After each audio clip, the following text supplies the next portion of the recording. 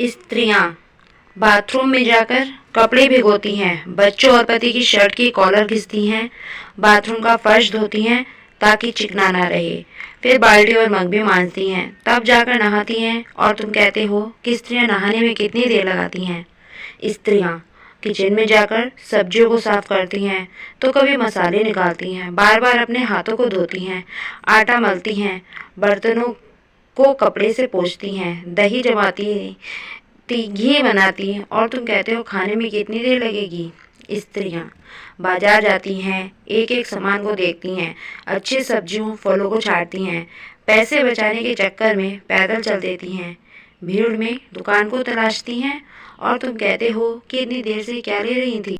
स्त्रियां बच्चों और पति के जाने के बाद चादर की सलवटें सुधारती हैं, सोफे के कुशन को ठीक करती हैं, सब्जियां फ्रिज में रखती हैं, कपड़े प्रेस करती हैं, राशन जमाती हैं, पौधों में पानी डालती हैं, कमरे साफ करती हैं, बर्तन सामान जमाती हैं। और तुम कहते हो कि दिन भर घर में क्या कर रही थी।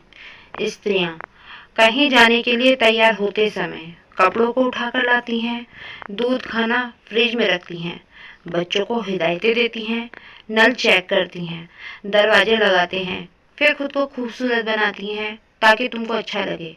और तुम कहते हो कितनी देर में तैयार होती हो। स्त्रियां बच्चों की पढ़ाई डिस्कस करती हैं, खाना पूछती हैं, घर का हिसाब बताती हैं, रिश्ते नातों की हालचाल बताती हैं, फीस बिल याद दिलाती हैं। और तुम कहते हो कि कितना बोलती हो। स्त्रियां दिन भर काम करके थोड़ा दर्द तुमसे बांट लेती हैं, मायके की कभी याद आने पर दुखी होती हैं, बच्चों के नंबर कम आने पर परेशान होती हैं, थोड़ा सा आंसू अपने आप आ जाते हैं।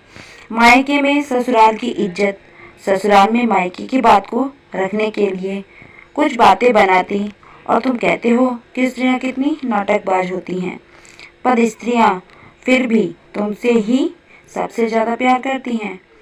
स्त्रियां एक बेटी ने पापा से आंगन में खड़े एक पेड़ को बाहर लगाने को पूछा, तो पापा ने कहा, नहीं बिटिया, ये 4 साल पुराना है, यहाँ से बाहर ले जाने पर ये मर जाएगा, नई जगह नया वातावरण ये झेल नहीं पाएगा।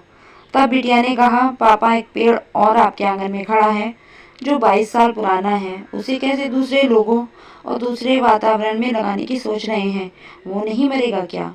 तब पापा ने अपनी बिटिया से कहा, यह शक्ति पूरी कायनात में भगवान ने बस स्त्री को ही दी है कि वो अपनी जड़ें छोड़कर दूसरे आंगन में बस जाती है और सबकी सेवा करती है। फिर भी तुम कहते हो स्त्रियां ऐसी होती हैं, उन्हें तमीज नहीं होती, उनकी अक्ल घुटने में होती है।